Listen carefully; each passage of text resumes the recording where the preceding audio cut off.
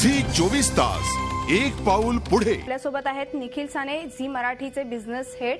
निखिलजी, आज सतीश तारे यांचं निधन झालंय, मात्र आज झी मराठीवरच्या रियालिटी शो मधनं तसंच सिरियल्स मधूनही सतीश तारे यांनी आपला वेगळा असा ठसा उमटवला होता। काय सांगाल एकूणच त्यांच्या अनुभवाबद्दल?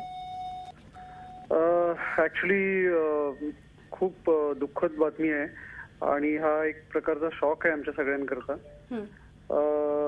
ताऱ्यांचं आणि आमचं असोसिएशन झी बरोबरचं हे गेल्या जवळजवळ 10-12 वर्षांचं आहे। घडले बिघडले पासून तारे झी पासून असोसिएटेड आहेत, ते अगदी आता फूबाई फू पर्यंत। एक अत्यंत हरहुन्नरी अष्टपैलू असा कलाकार मित्र आपण गमावला आहे आणि ज्याच्याकडे म्हणजे खरोखरच अष्टपैलू म्हणता येईल। त्या माणसाकडे लेखन होतं, त्या माणसाकडे गायनाची कला होती, तो माणूस डिरेक्टर होता, तो खूप चांगला मेकअप करायचा। म्हणजे एका वेळेस एका गोष्टीवरती 10 आयडिया सुचतील अशा प्रकारचा माणूस होता। अशा प्रकारचं या माणसाचं डोकं होतं आणि असा एकमेव नट आहे मला असं वाटतं की ज्याच्यात एक क्षमता होती की जो महाराष्ट्रावर राज्य करू शकला असता। आणि त्याची जी सेकंड इनिंग होती, कमबॅक होता आपण एका मधल्या गॅप नंतर, तर त्याच्यात ऑलरेडी त्यांनी दाखवलं होतं, त्यांनी तो एक स्ट्रॉंग कमबॅक केला होता। तर असं आहे, म्हणजे it's a very shocking incident, it's a shocking news. नक्कीच। तसंच त्यांना टायमिंगचा बादशाह असं म्हटलं जायचं, काय सांगाल ह्याबद्दल?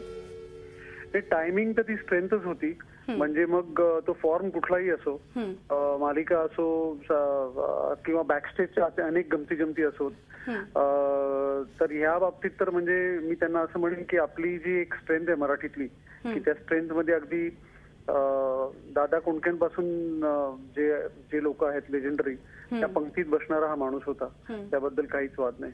नक्कीच। तसंच झी मराठीवरच्या एका लग्नाची गोष्ट मध्ये देखील त्यांची छोटेखानी पण खूप अशी मनाला भावणारी भूमिका होती। एकूणच त्यांच्या भूमिकेबद्दल काय सांगाल?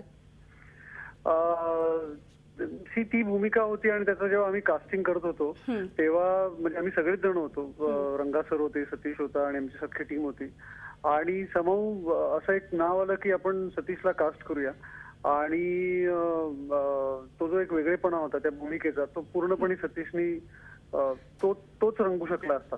म्हणजे नुसता एक त्या घरातला एक नोकर किंवा त्या घरातला एक असा माणूस असण्यापेक्षाही त्याला एक वेगळ्या प्रकारचं डायमेन्शन किंवा पैलू जे आणण्याची गरज होती, तो त्या दृष्टीने सतीश हा फिट बसला होता। आणि आपण सगळ्यांनीच बघितलेलं आहे की त्यांनी तो अतिशय म्हणजे त्यांनी त्या सर्व पात्रांमध्ये अतिशय दुय्यम भूमिका असून सुद्धा त्याचा एक ठसा उमटवला। आय थिंक ह्या मोठ्या कलाकाराचं हेच एक एक्झाम्पल आहे मला वाटतं। नक्कीच। तसंच फूबाई फू सारख्या रियालिटी शो मधनं एक वेगळेपण दिलंय त्यांनी, एक तसंच त्यांनी लेखनही केलं ह्या रियालिटी शो साठी, त्याबद्दल?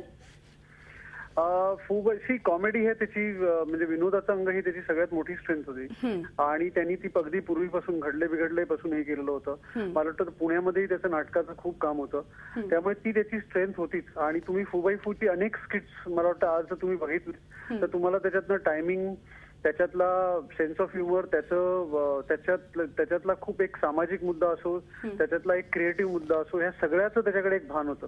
म्हणजे हे सर्वंकष भान असणं एखाद्या कलाकाराला, म्हणजे तो नुसतेच एक स्क्रिप्ट आहे आणि तो परफॉर्म करतोय अशातला नट नव्हता। त्याच्यातल्या अत्यंत बारीक जागा काढणं, त्याच्यातले सामाजिक कमेंट्स काढणं, त्याच्यातलं टायमिंग असणं, त्याच्यातलं क्रिएटिव्हली ते एका उंचीवर नेणं, त्या सगळ्या गोष्टींचं जे एक भान असतं कलाकाराला, ते खूप एक्सेप्शनल असतं। हे सर्व कलाकारांमध्ये किंवा हे खूप दुर्मिळ असतं असं आपण म्हणूया, आणि ते सतीशमध्ये होतं आणि त्याच्यामुळे तो खूप मोठा एक धक्का आहे सगळ्यांकरता। It's a big loss to the entire industry. नक्कीच मोठा धक्का बसलेला आहे सिनेसृष्टीला, नाट्य सृष्टीला देखील हा मोठा धक्का आहे। धन्यवाद निखिलजी आमच्याशी चर्चा केल्याबद्दल। झी 24 तास एक पाऊल पुढे।